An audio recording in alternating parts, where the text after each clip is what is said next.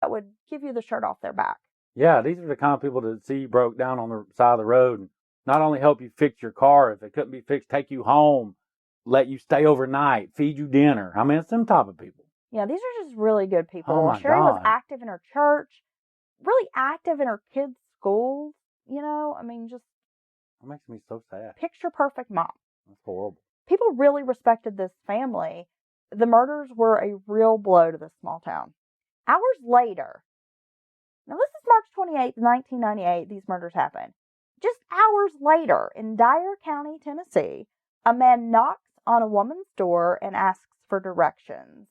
He then pulls a gun on the 25-year-old, who was home alone with her 3 children. He tries to force his way into her home.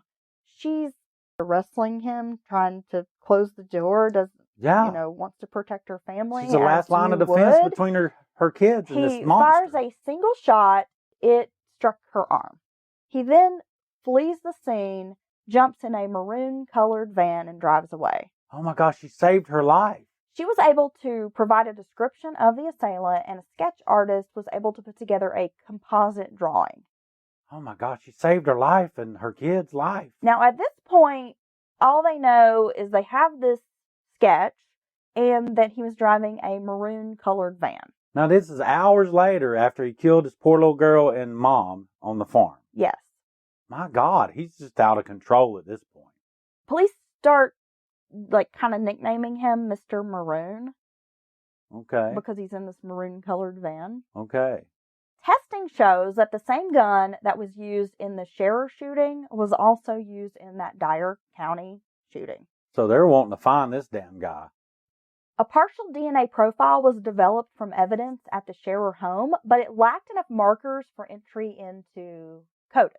Yeah, and in 98, that was still pretty in its infancy anyway. DNA period. April 12th, 1998, not even 2 weeks later, Brashers is arrested in Arkansas after trying to break into a single woman's house. Okay. They speculated he had done some handyman work for this woman. So he knew she was single by herself. Yeah. And he tried to break in her house. He's caught. He's arrested. But he leaves the state. He's on the road, on the run. So what, they let him out on bail or something? Yeah, he gets arrested, gets right out of jail. Again. So many times they had their hands on this monster. Yes. January 13th brings us to the hotel standoff in Kennett, Missouri. There are active warrants from that Arkansas break-in. Police had been attempting to arrest him on those warrants. They see the stolen tag on this vehicle. They have a suspicion it's Brashers in this motel with his family. I was wondering why he had because he'd been on a damn crime spree all over the damn. Yeah, okay. Now I understand it's all starting to come together. Why he has the stolen tag. What the hell? Well, little did cops know, as they're having the standoff with Brashers, they think they just need to serve these warrants and arrest him on these outstanding warrants in Arkansas. They have no idea. They have a serial killer in their midst. Yeah. These cases were featured on America's Most Wanted because up until this time, these are all unsolved. The Jenny Zatricki case in Greenville is a cold case. And that was brutal. Here we are 9 years later, still unsolved. The Sherry Shearer and Megan Shearer murders, unsolved. The shooting in Tennessee, the rape in Tennessee, all unsolved. So these cases were on America's Most Wanted. It wasn't until 2018, very recent, that investigators reached out to Paraben Nanolabs, which is a DNA technology company. The company combines DNA testing and genetic genealogy to establish relationships between individuals and ancestors. Oh my God, yes. I mean, that's a big deal right there. Investigators were able to obtain some DNA samples from Brasher's daughter, Deborah. Remember, she was only 7 when he committed suicide.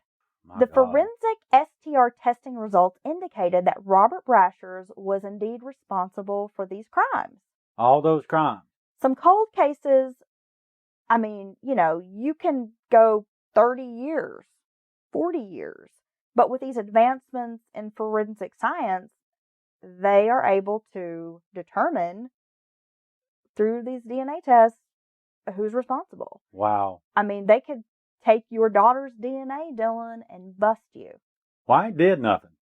It's pretty cool to see how these cold cases are being solved Yeah, now. some people will be like, oh, Big Brother, this and that. But they're solving cold cases, y'all. And that's a big deal in my book. They're giving closure to families after decades, sometimes decades, like you said.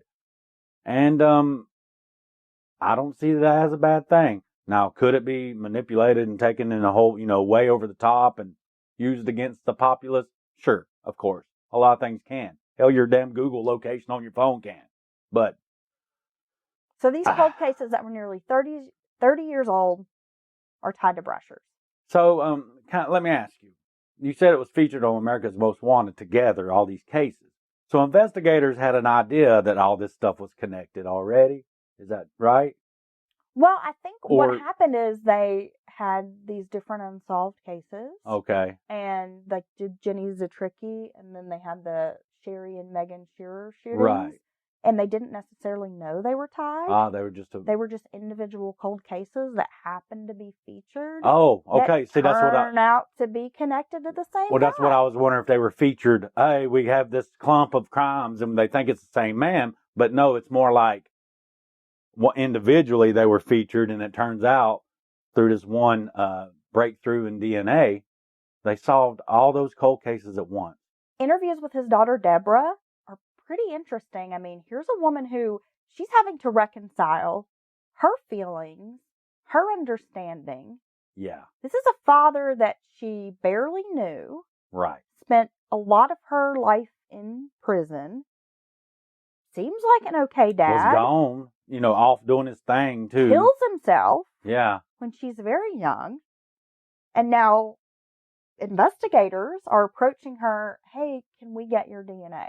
Yeah, I guess. Why not? Well, she was very willing to help. I mean, right. She definitely was like, I want to help get resolution for these families. She wants to know more about her father, too, in a way, She said during interviews that she felt in her gut that her father was guilty when she was approached initially. Right. She just knew that you've got the right man. Yeah. And she felt like she had to help. Wow.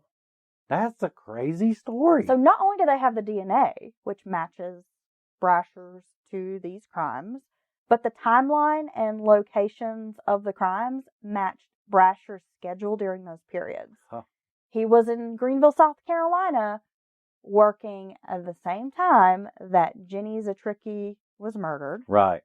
Doing handyman work, construction types of work. Wow. His body was exhumed September 27th, 2018, so that additional DNA could be collected, but Brasher's DNA matched. Wow. I mean, they've said there's no doubt that Brasher is responsible for these unsolved crimes. Damn. Through rehabilitation, it is possible for some people to go to prison, be rehabilitated, if you will, be released back into society and never commit another crime. Yeah, plenty of people do that. Right? But it's quite clear that Brashers was a man who was just given too many opportunities and managed to slip through the cracks time and time again. For whatever reason, he was this way. He's a monster, and he was not going to stop. He was not. And he put it into himself. But if he had had another opportunity, and I think at that point he'd had done all this, close together, and knew they were hot on his trail, and as a coward, took his own life, so he didn't have to face life or death and all that in jail. But he was never going to stop. No. And there's some people out there like that. And clearly he had no impulse control. I mean, he spent 5 years in prison, and within just a couple of weeks of getting out of prison, he is on a crime spree. He's dying to do it. He can't help himself. He's sitting in prison and thinking about it. His frontal lobe is all fucked up. He just can't help himself. Guarantee he has it. Could to have go. He rapes this girl. Yeah. 14 years old. Kills a mother and daughter and then rapes the 12-year-old. That's next level. Like, we talk about that sometimes. Well, This yeah, is really I'm just fucked up. surprised I haven't heard more about this guy. I know. He's kind of one of those hidden serial killers that you really don't hear a lot about. But I thought this was such an interesting case. It is. Especially given how here we are all of these years later, and it's DNA technology that is solving these cold cases. Yeah, can I tell you about, I don't know if you've heard about one of the latest breakthroughs in DNA. They can actually take the DNA and basically do a composite profile off of it.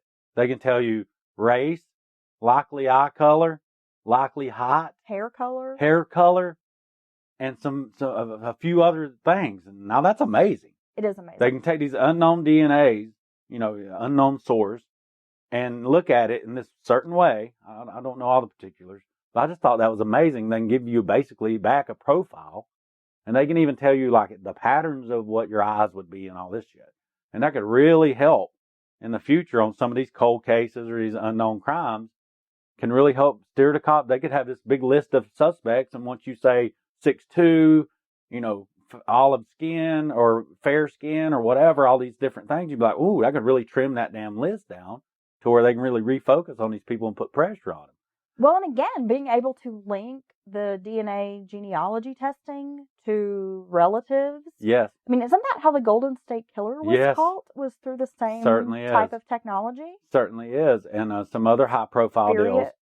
But, and cool. I tell you, with all those breakthroughs and the forensics and all that, gets a lot of, people talk about that a lot nowadays.